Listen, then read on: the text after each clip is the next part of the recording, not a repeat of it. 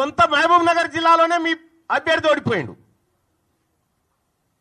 మీరు సిట్టింగ్ ఎంపీగా ఉన్న మల్కాజ్గిరిలో ఒక సీట్ రాలే.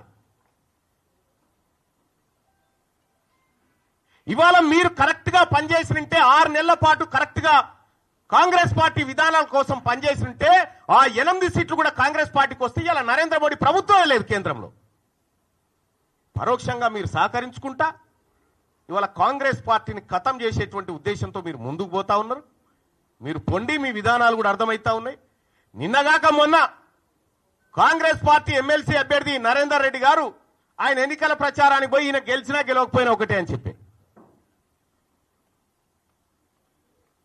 ఈయన గెలిచినా గెలవకపోయినా ఒకటే అని చెప్పే, మరి నరేంద్ర మోడీ గారు బొమ్మ పెట్టుకున్నటువంటి బీజేపీ అభ్యర్థి ఆడ గెలుస్తా ఉన్నాడు.